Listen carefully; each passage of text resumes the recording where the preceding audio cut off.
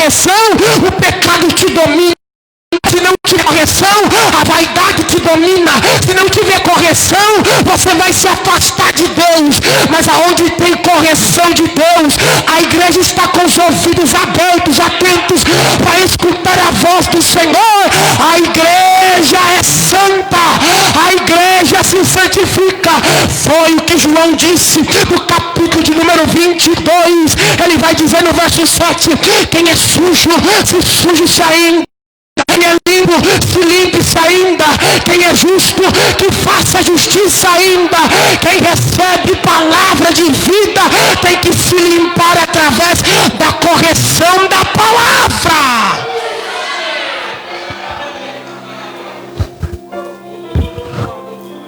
Eu estou com os meus ouvidos atentos, porque não adianta eu vir colocar a minha melhor roupa para vir para o culto e querer oferecer um culto ao Senhor, um culto xoxo.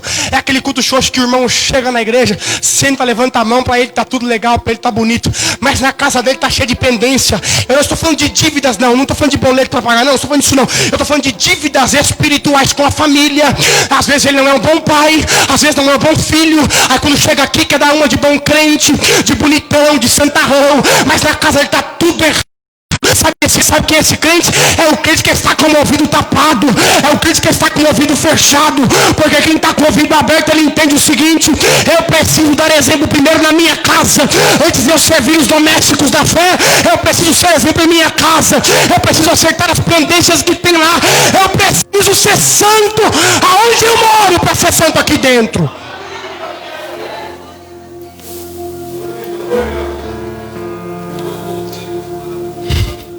Davi disse no verso 7.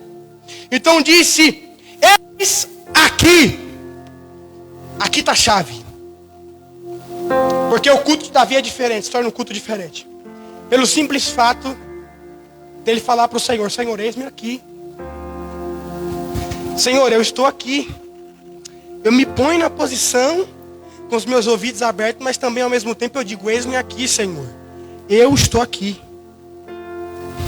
Eu não tenho medo de retaliações espirituais. Eu não tenho medo do que vai me ocorrer daqui para frente, porque eu me coloco na posição e eu estou aqui. Eu me apresento a Ti. Eu estou diante do Senhor. E olha o que Ele vai dizer, redobre a sua atenção aqui. Ele vai dizer o seguinte: no rolo do livro está escrito de mim. É por isso que alguns historiadores e alguns comentaristas dizem que esse texto se refere a Cristo. E muito claro isso em dizer que o livro da lei fala dele. O livro da lei falava de Cristo.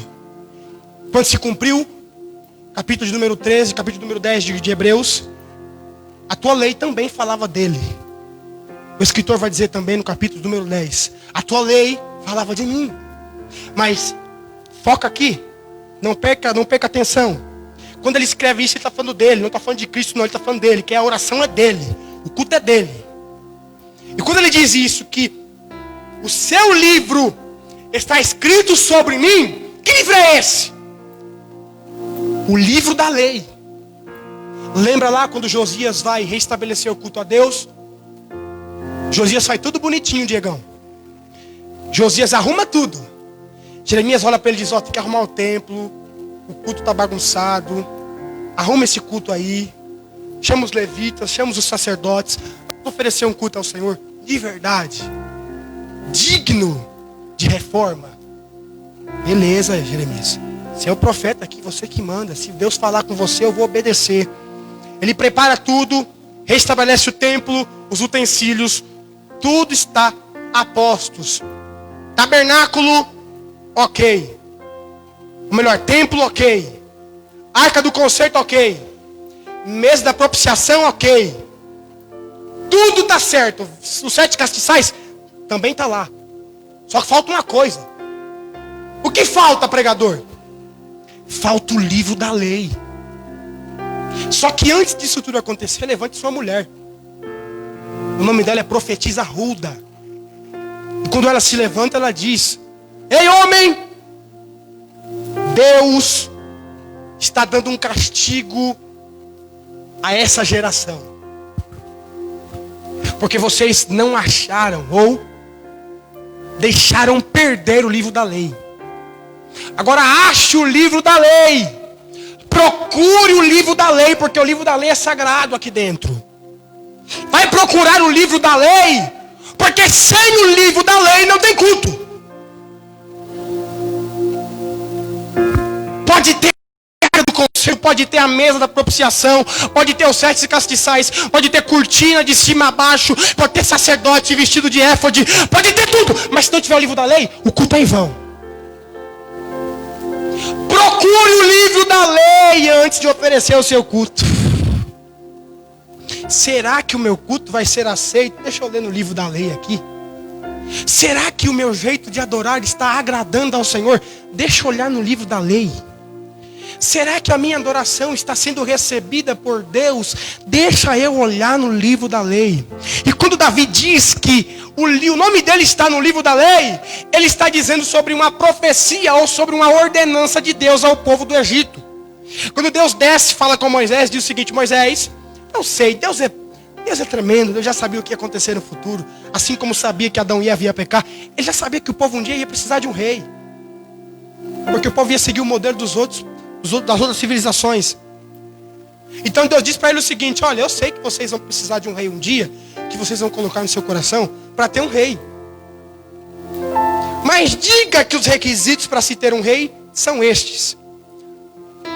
E quando Davi diz que o livro da lei se refere dele, ele não está dizendo apenas de uma versão tribal. Ele está dizendo que Deus estabeleceu. Olha que privilégio de Davi. Davi é o segundo rei e o mais aclamado por todo o povo judeu. Quem é o maior libertador de Israel? Moisés. Quem é o maior rei de Israel? Pode perguntar para qualquer judeu. Davi era o melhor. Davi foi o maior. E o livro da lei falava dele. O livro da lei falava dele. Olha que interessante isso aqui, Diegão. No mesmo momento que ele fala que o livro da lei fala dele, ele disse que o livro da lei está no seu coração. Como entender esse mistério? Vou te explicar aqui, redobre a sua atenção. Quando ele diz que o livro da lei fala dele, ele diz que ele foi instituído pela lei. Ele está dizendo que o livro da lei, que fala dele, a qual instituiu ele como rei, é a própria boca de Deus. E quando ele está falando sobre isso, ele diz o seguinte: o livro da lei que falava sobre mim, a qual me instituiu, eu guardei ele em meu coração. Não entendeu não, né? Mas eu vou repetir isso aqui, vou te explicar um pouquinho mais simples para você entender. Pedro diz que Deus nos instituiu como sacerdócio. Não, você está dormindo. Pedro disse que Deus nos instituiu como sacerdócio real. Repito. Pedro diz que Deus nos instituiu como sacerdócio. Nós somos sacerdócio real. Povo adquirido, como diz Pedro na sua primeira carta. Aquilo que estiver dando a sua função são os firmamentos para nós obedecermos. Quem instituiu Cristo como Messias? Foi a palavra. E o que Cristo obedeceu? A palavra. O que a igreja tem como base de crença e fé? A palavra. O que a igreja é em tempos modernos, que não existe mais culto e tabernáculo e templo dos tempos antigos? Nós obedecemos a palavra. Nós somos sacerdócio real, o povo adquirido. Nós somos instituídos por Deus, pela lei, pela palavra, pelo verbo. E no mesmo tempo que nós obedecemos e servimos como sacerdócio santo e real, nós obedecemos aquele que nos instituiu, que é a palavra. Senhor, eu escondi a tua palavra no meu coração para não pecar contra. O mesmo Deus que me instituiu como pregador é o mesmo Deus a qual eu devo obedecer. O mesmo Deus que te instituiu como missionário, como missionária, como evangelista, como presbítero, como pastor. Não, seja o que for. O mesmo Deus que te instituiu, Ele é o mesmo Deus que quer que você obedeça a sua instituição. Nós temos que entender isso. Ele nos levantou com a finalidade, para obedecermos àquele qual nos levantou. Senhor, eu te obedeço. Senhor, eu te sirvo. O teu livro fala que eu sou rei, mas não faço como Saul fez. Saul era o quê? Rei. Ele queria ser o que mais? Sacerdote. Ele não era sacerdote. Ele queria prestar culto de sacerdote, mas ele não era sacerdote, não. Quem era sacerdote era quem? Samuel. Samuel era sacerdote, juiz e profeta. Faltou o rei. Mas só quem teve as 4 funções foi Jesus Cristo de Nazaré. E mesmo assim ele obedeceu à unção que lhe foi instituída.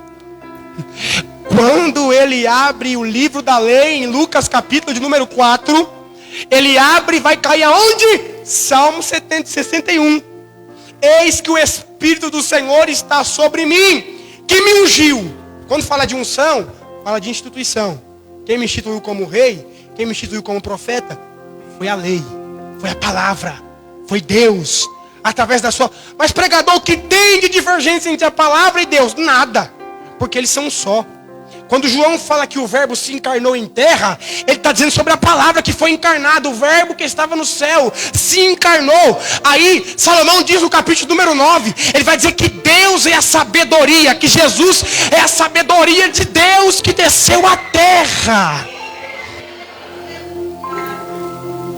Nós temos que entender que o nosso culto só vai prestar